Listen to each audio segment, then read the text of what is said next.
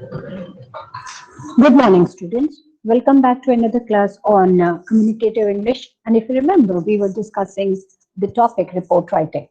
So, to give a quick brief of what we have discussed on Tuesday, let me give you a quick review of whatever the things that were told. We discussed about what report writing is, what are the different types of report, and then what are the essentials that one has to keep in mind whenever we are talking about the report writing. So, if we remember, there were different types of reports that we have discussed. Commonly, there are 7 different types of reports. There are reports which talks about the routine action, the routine type of report that we present, the research-based report, the investigation-based report, the confidential reports, the analytical report, the technical report, and the annual reports. Then later we discussed about the essentials of writing the good report, in which we discussed that we should first have the clarity what kind of report that we are going to write. Will it be a routine report? Will it be a research based report? Will it be a report based on investigation, or report that we are going to write which is very confidential, or something which is related to the analysis of the given data, that is analytical report or the technical report or the annual report. Also, it was detailed that whatever the facts and figures that we include, when we talk about facts and figures, we are talking about the evidences. The numbers that we share, the information that we share should be authoritative. When I say authoritative, the word authoritative means it should be authentic. There has to be proper proof. There has to be proper evidence. Whenever you are writing report, it should not be prejudiced, or it should not be biased. You should always write a judicial report wherein the fair information is shared. You cannot manipulate while writing the report. You have to do in-depth analysis, also give importance to alternative viewpoints, and try to include all the necessary documents at the end. If you are not sharing all the relevant evidences or proof or the necessary documents, people will not give valid points to your report, or people will not consider your report as worthy. So, as detailed, these are the essentials of good report writing. So, moving ahead in today's class, we are going to talk about the structuring of the report. When we talk about the structuring of the report, please remember, structure of the report says that when you are writing the report, whenever you are going to present the report. Now, being the student of BBA, being the student of BCA, you all should remember that in your forthcoming semesters, or even when you are in second semester or third semester, time and again we will be conducting different seminars and workshops based on that particular information. Let's say, for example, if you have participated in any of the seminars or conferences, your concerned faculty member will definitely ask you to present a report, a detailed report on the event. So at that time also, you should be in a position to draw attention of the viewers. You should be able to understand that what are the basic things that you have to keep in your mind while writing the report, and in what way you're going to present the report.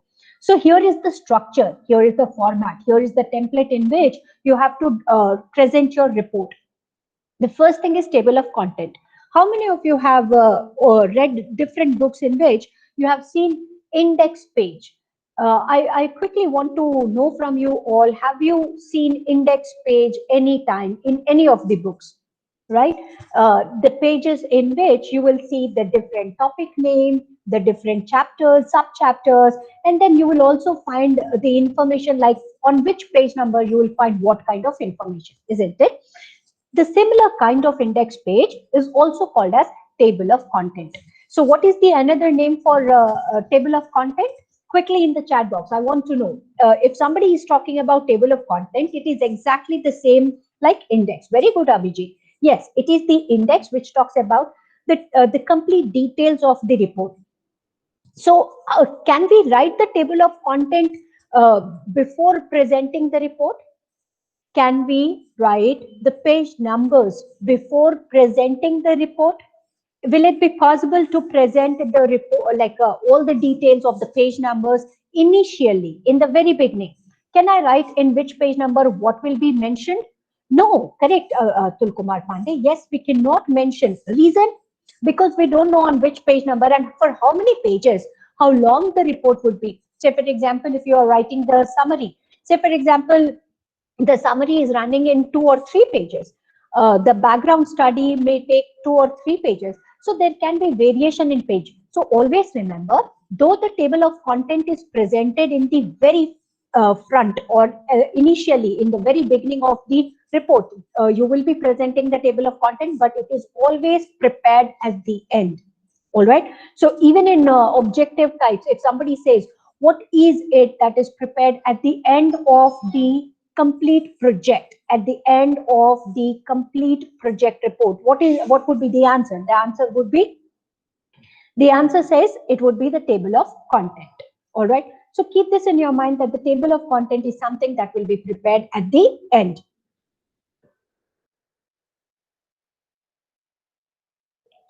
I need to take an important call, so I'll request you all to kindly mention all the 7 names of the different report that we have discussed on Tuesday.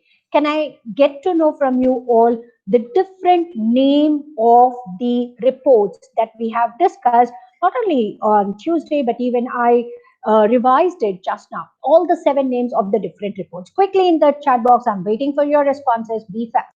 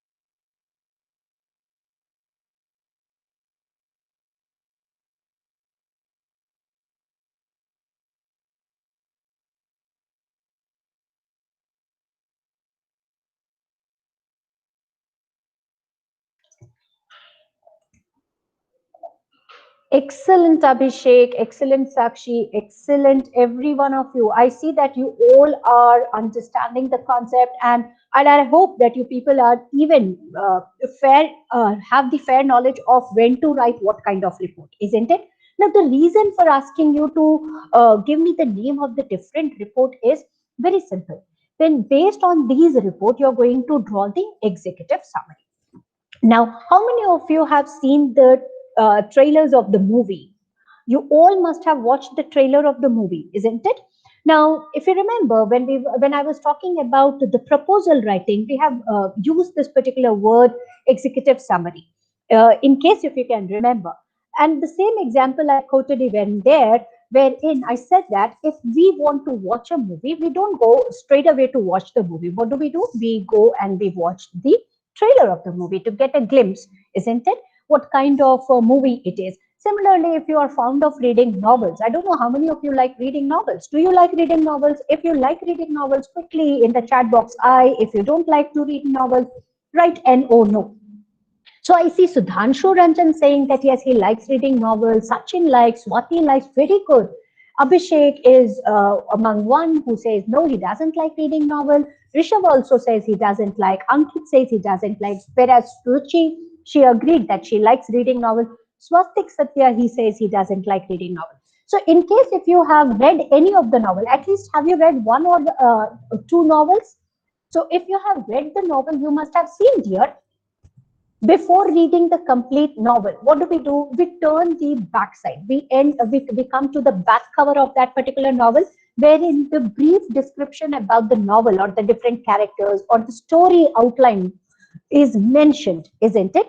Yes, of course, Rishabh, that is what is called a summary. So with by reading that summary, you will get an idea that, okay, fine, this is the story, this is the theme, this is the outline, these are the characters, and then your interest will be generated, isn't it? And then based on that interest, you are going to read the complete story. Similarly, when we write a report, always remember the reader of the report after you draft, after you finish writing the report will be shared. The report will be given, the report will be handed over to the concerned authorities. When you are going to share this particular report that is drafted by you to the concerned authorities, they will not read the complete pages of report initially. Once when you submit the report, in the initial stages, each one of the reader of the report will only read executive summary. After reading executive summary, they'll decide whether the report is good, bad, worthy reading, or it's just a copy paste information, or the information which is shared is irrelevant.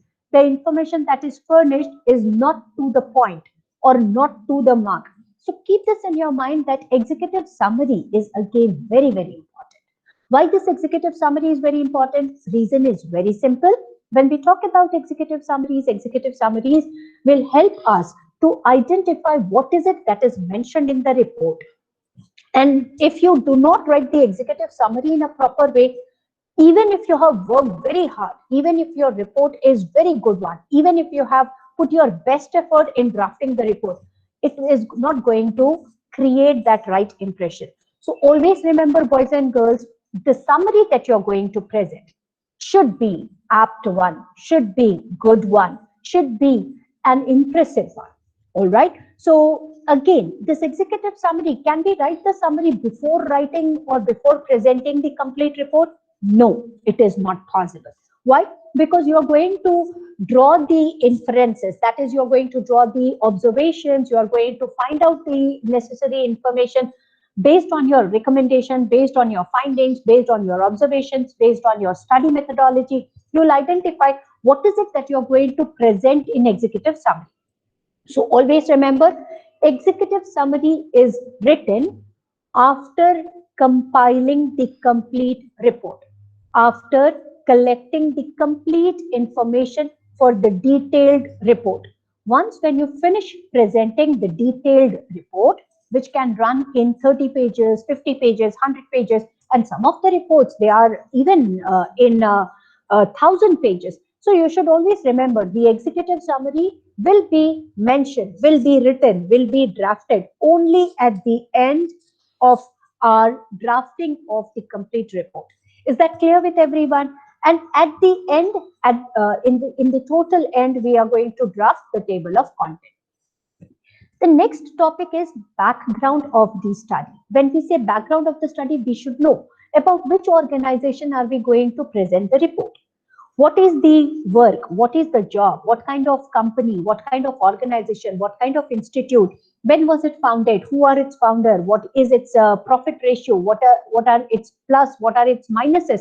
So everything, when you are going to talk about the basic background of the organization or even of that particular event or of that particular project, that will be mentioned under background study. Say, for example, in order to do your BB or BCA, you should have a background of 12th class. And before you complete your 12th, minimum criteria of qualifying 12th would be 10th class. Without 10th, can you qualify 12th? Is it possible to qualify 12th class without 10th class? Without the result of 10th class, can you take an entry in your intermediate college, or can you qualify for 11th and 12th standard? No, it's not possible, isn't it? So similarly, when we are writing the report, it is very important to know about the background of that particular organization. Ismail, please remember, for MBA, it is not necessary that you should qualify BBA. MBA is a management study, and when we talk about the management study, there are different specialization areas. Even the student who has pursued MBBS, the student who has pursued BBA, with law, that is LLB. A student who has done master's, or a student who has done just bachelor's in history, geography, sociology, psychology, anyone can do management. The reason is very simple, because management is core of an organization. If you really want to enter into the corporate world, even if you are a doctor, even if you are an engineer, even if you are uh, a scientist or anything, if you want to really manage, you have to understand the term called management. And in order to enhance your managerial skill, it is important to pursue MBA course. So MBA course is not restricted to only BBA student. MBA course is pursued by all the different areas, or from the students who belong to the different stream, they can also pursue MBA or PGDM course. The beauty of MBA is they teach you, they make you understand about the managerial concepts.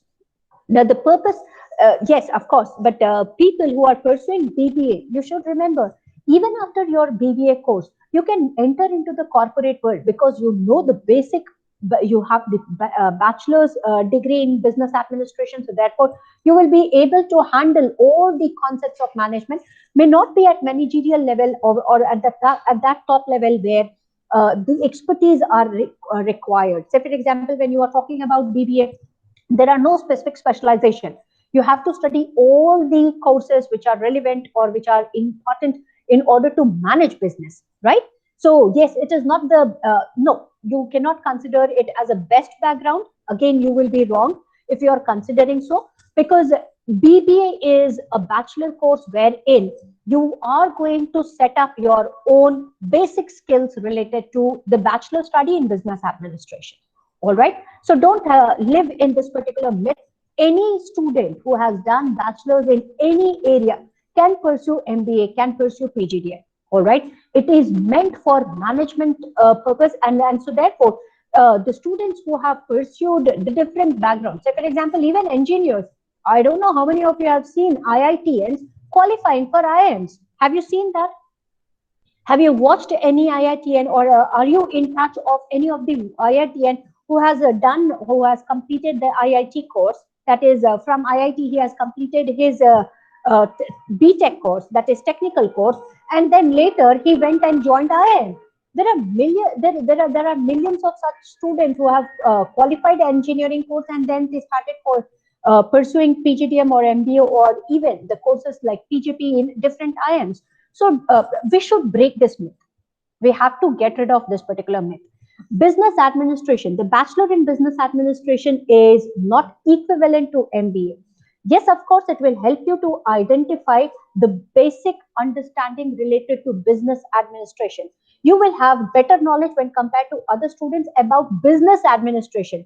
But you cannot say that you are going to be far better than the other students in terms of management. It is not possible, because management is totally different course. Is this clear with everyone? So please remember, even when you are preparing a project report, you can prepare a same kind of project report on the same kind of concept, wherein you can say that this is what I have done, and how am I going to get knowledge in management? What are my areas of expertise that I'm going to use when I'm talking about management course? So you have to identify those areas and then set up your background, and based on the background, you're going to prepare the project report. So please keep this in your mind that background study is very, very important, which could be related to the project or the event, or even it could be related to the company, the organization, or the institution. Then comes the next objective of the study. When we are talking about the objective of the study, please keep this in your mind. The problem statement. What is it that you have identified as the main aim? Why you want to present this report? What is the reason behind presenting this report? What is the main purpose of writing this report? The main purpose will be identified and written under objective. Please remember, it is good to write 2 or 3 objectives.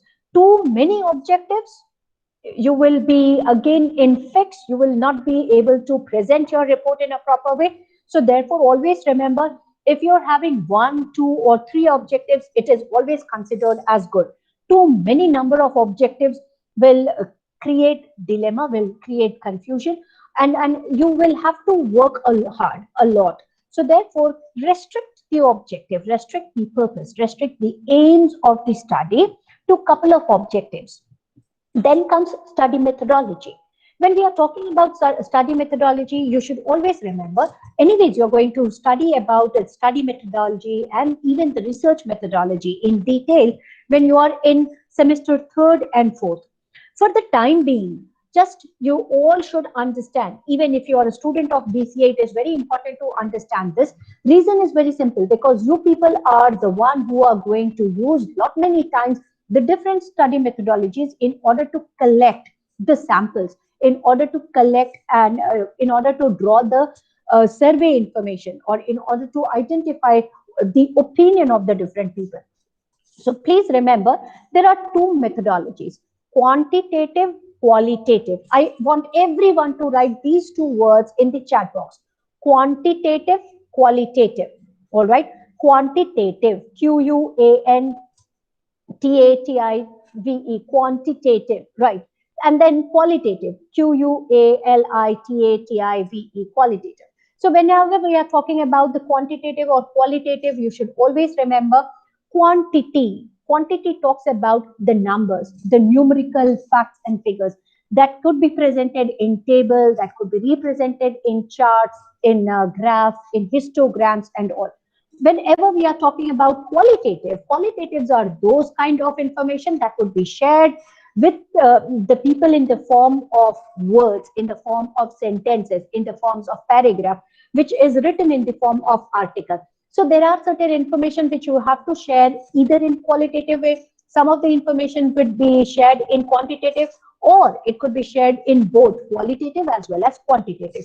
So for example, if I'm talking about your result, the results that are published, when it talks about if I don't know how many of you have seen your CBSE result, it is both quantitative as well as qualitative. Why it is quantitative? Because in it talks about your marks, but when it comes to qualitative, it talks about your grades, and then it will also give you a brief idea of what are your skill sets. Say for example, under the life skills or soft skills, your teacher might have marked you A plus, B plus, or C plus, and then they might have stated what is it that you are lacking, what is it that you are strong in. Say for example, your strength and weaknesses, you're good at communication skills, so they will definitely mention that your skills are good, your skills are yet to be developed. So there can be different inferences which are drawn by the teacher, and that is presented in your report card. So keep this in your mind, that whenever we talk about the study methodology, there are two methodologies which are generally adapted. The first is the quantitative, which always talks about the figures, the numbers, the numerical information. And when we talk about the qualitative, it is all about the details that we present in different paragraphs. So what is mentioned in table, charts, and the different graphs, what kind of study methodology will be used in order to draw the information, or in order to present the information in the form of tables, in the form of charts, in the form of graphs? What do we call it as? Quickly in the chat box. Will it be quantitative or qualitative? If you are presenting the information with the help of tables, with the help of charts, with the help of graph, Abhishek, it will be quantitative. Remember, quantity. Quantity means the numbers. All right. It cannot be qualitative. It would be quantitative. And when you are writing in paragraph, writing the information or sharing the information in words and in sentences, then it would be qualitative. All right. Keep this in your mind. And then the findings. Say, for example, you have developed an app. You all have developed an app. Now, this app is used by the college students. Now, the benefits that the college students are gaining after using this particular app, you can present it in the form of quantitative as well as qualitative.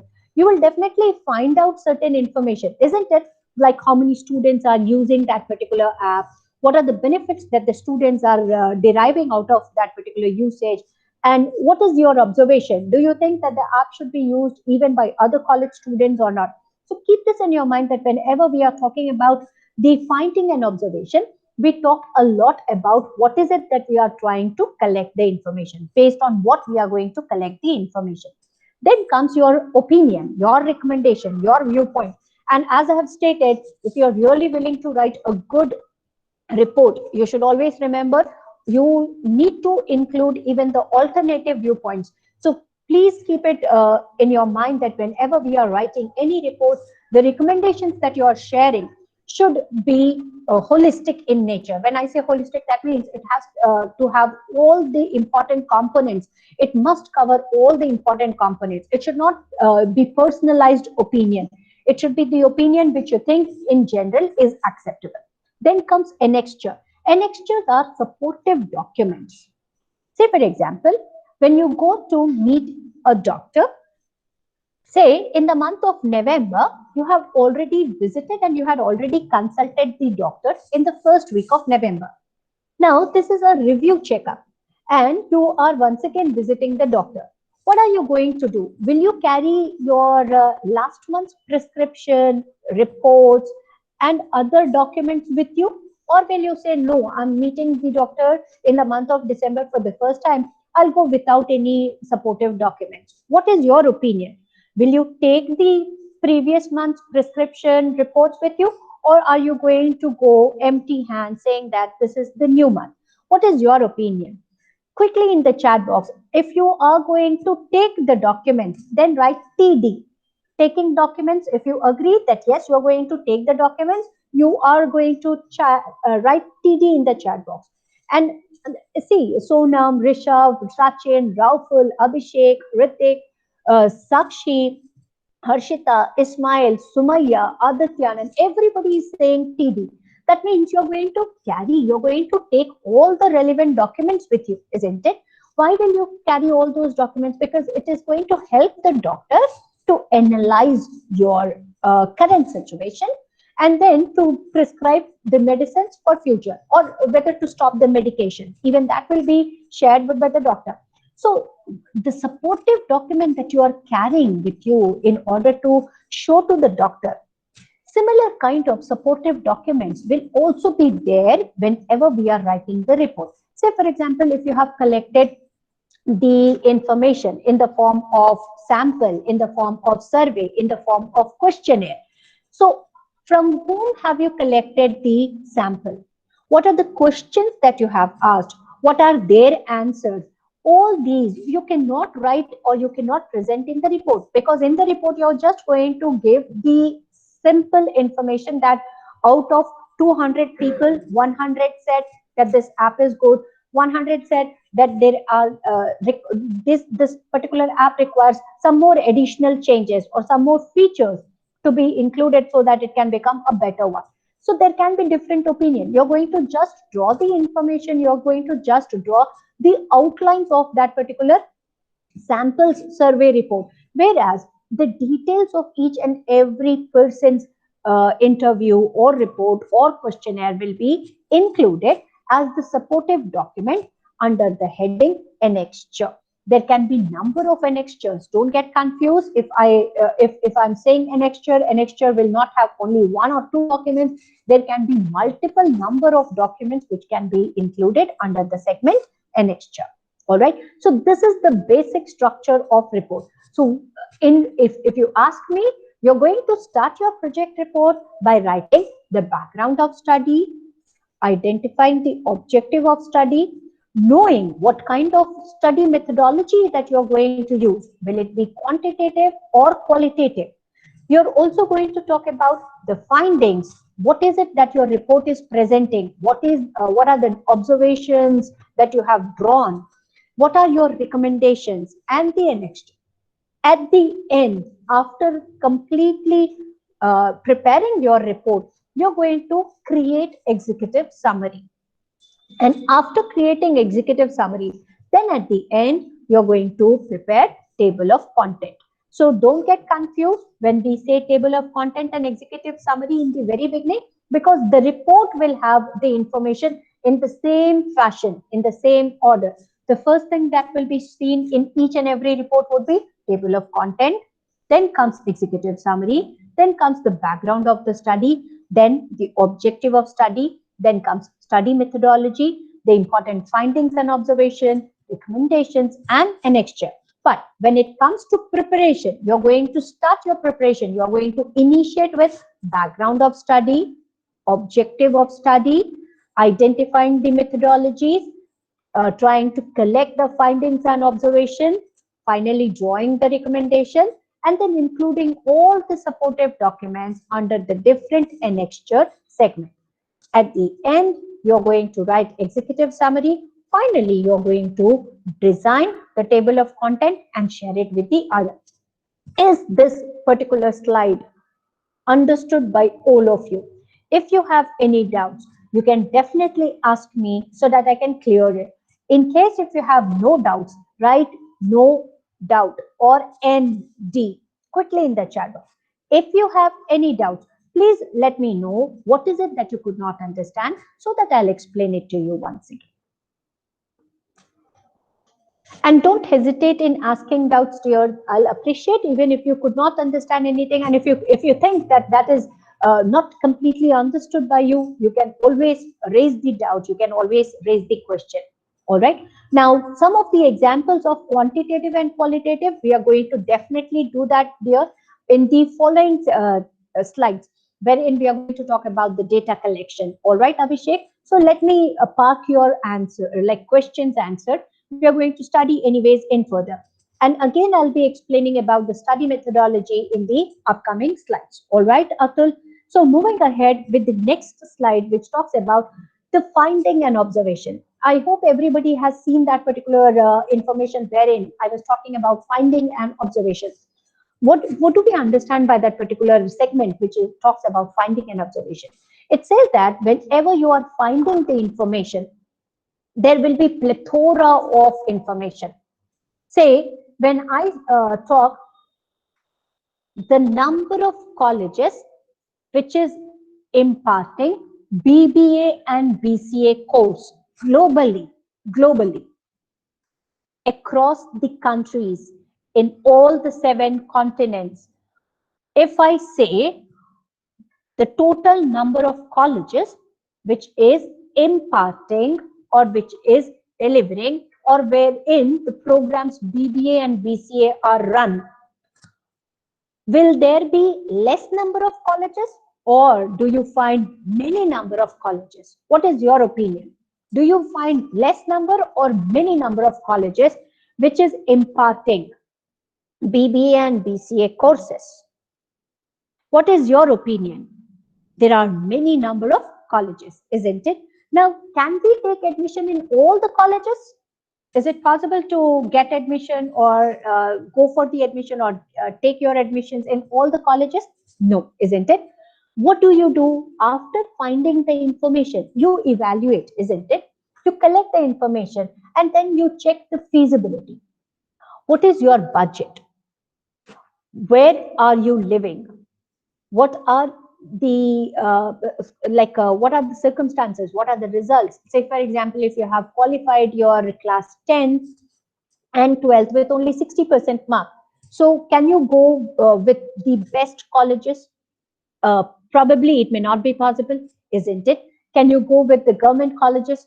You may be qualifying even the seat. You may get a qualified seat in government college, but you may be skeptical. You may be thinking that probably the teaching, the kind of education that is imparted in some of the government colleges may not be that good when compared to a few of the private colleges. And so therefore, what are your thoughts? You may decide you are going to evaluate where to continue your further study, particularly for your graduation, isn't it? You are evaluating. And then finally, you take your admission in one of the institutes. This is the way, even when we are talking about project, whenever we are talking about the different information that we collect under the segment called project report, you will see here that the information that we are collecting will be humongous in nature. Say, for example, there will be lots and lots of information which is available. We don't require all the information. So from the different informations, what is it that we are going to do? We are going to judge. We are going to evaluate what is required for my report, what is suitable for my report, what are the relevant topics that I'm going to present in my report, and from where to collect the relevant report information so that the same can be published in my particular report. So you have to find the information, From the pool of information, you will judge, you will select the best one. And even out of best one, what are you going to do? You're going to process it. Let me help you to understand the same concept with the help of this example. Say, what is the total population of India? 1.3 billion, isn't it? Now, you all know that the total population is 1.3 billion. But if I say, how many number of students are there? How many number of students are there in Patna? How many number of students are there in Patna? Now, 1.3 billion is the total population of India. You will not say 1.3 billion are the total number of students, isn't it? You have to evaluate. You have to find out how many students have appeared for class 12th examination from BSEB board, and how many of them have appeared from CBSE board, and how many of them have appeared from ICSE board. Out of these three boards, the total number of students who have qualified their class 12, only they will be eligible for the graduation program. Now, all the students will not opt for the same kind of graduation. Like, everybody is not going to get enrolled for BBA or BCA. There can be students who have opted for BSCIT. There can be students who have opted for BTech. There can be students who have opted for history, economics, commerce. There are a number of graduation streams. So keep this in your mind that whenever we are talking about evaluation, you have to judge. And then finally, you need to process. Whenever you want to throw a party, you will first check your budget, isn't it? You will see in your pocket how much money do you have. And then you find, after finding the information, you evaluate how many friends are there with you. Are you going to throw party to 6 of them, or 8 of them, or 4 of them, or 2 of them? And then accordingly, you are going to process the information, and then you will bifurcate the money, isn't it? You will say that if there are only two, and if you have 1,000 rupees, you can spend 500 on each. But if there are 4 friends, then the budget remains the same, but you have to process it among the 4. So 250 goes per head, isn't it? So you have to keep this in your mind that finding information, evaluating information, and then processing will help you to reach to the final observation in the best way. I don't know why, Aditya, you are confused, but this was very clearly stated that we are going to talk about the grammar part at the very end. And I want you all to understand the concepts very clearly. You should not be worried with what chapter we are into. All right. It is better if you are more focused on what the teacher is explaining, and are you able to understand the concept or not. So my question to Aditya Anand, the information that was delivered on Tuesday and in today's class, are you able to understand it or not? Are you able to understand what report writing is? What are the different types of report? What are the essentials that you have to keep in your mind? What is the basic structure of report writing? And then when we talk about finding information, collecting information for our observation, what are the 3 steps that we have to follow? There's 3 steps that are stated here, which you can see even on the slide. We first collect the information, then we evaluate what to include, what to exclude, and then finally, even from what to include, we will see what is important and what is relevant. All right. So keep this in your mind. From the huge information, from the huge gamut of information, you will first evaluate and then process. Only the required information will be presented in the form of report. So is this particular slide clear with everyone? So don't get confused when you have to gather the information. When you start gathering information, the information will be too much. Out of that too much information, what you have to do, you have to evaluate, you have to judge what to store, what to discard. Even after storing the information, you're not going to write the complete storage part in your project. What are you going to do? You're going to pick what is required, what is not required. Say, for example, when you are studying the course Communicative English, you're going to study the complete course, isn't it?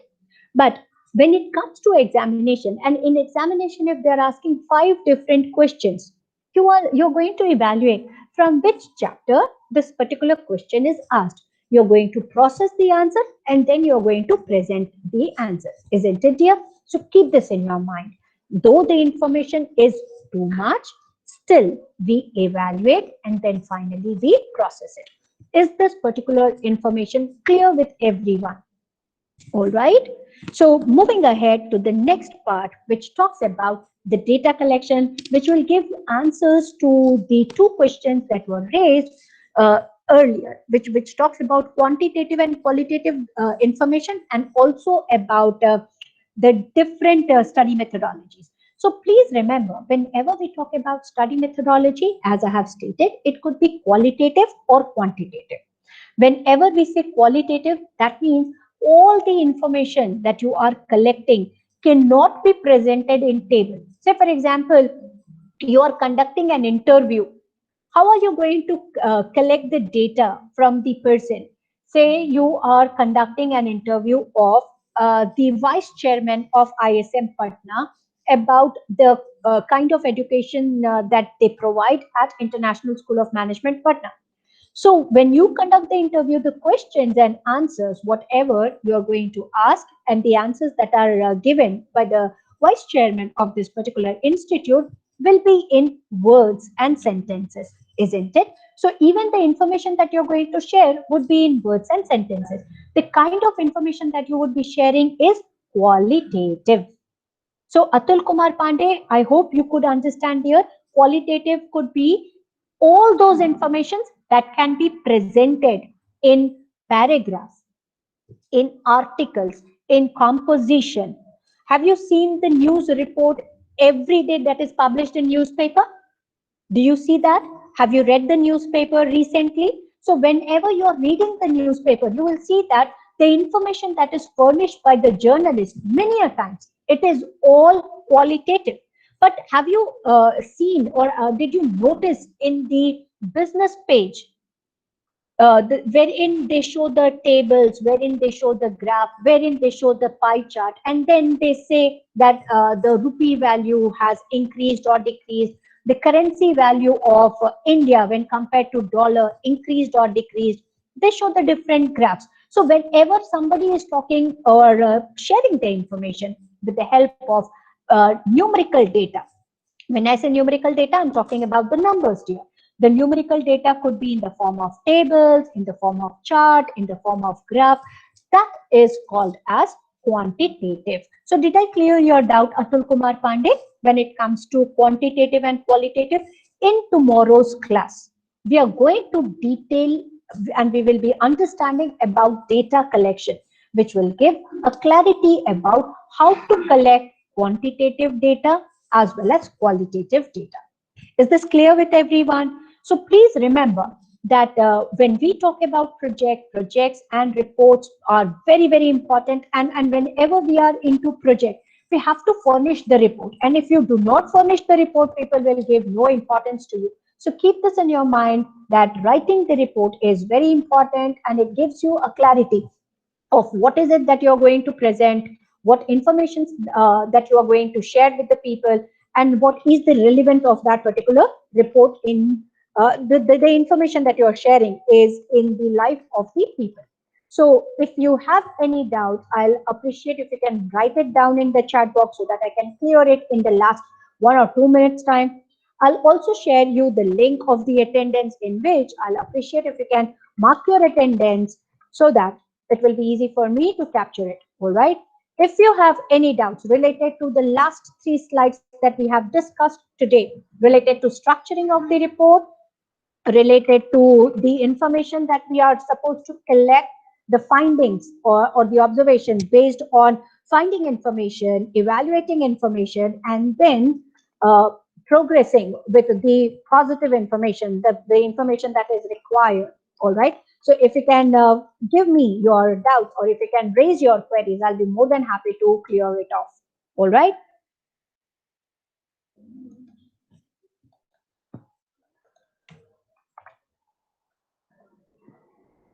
No doubt.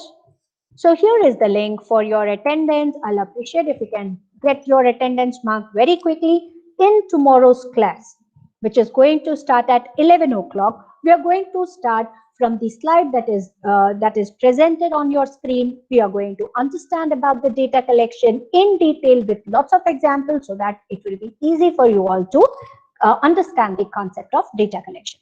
All right. Meanwhile, take care of your health. Please remember, if you are not revising anything on regular basis, the concepts will not be recalled and recollected at the right time. So I'll appreciate if you can revise the information that is shared with you all. Take care of yourself and have a fantastic day ahead. God bless you all.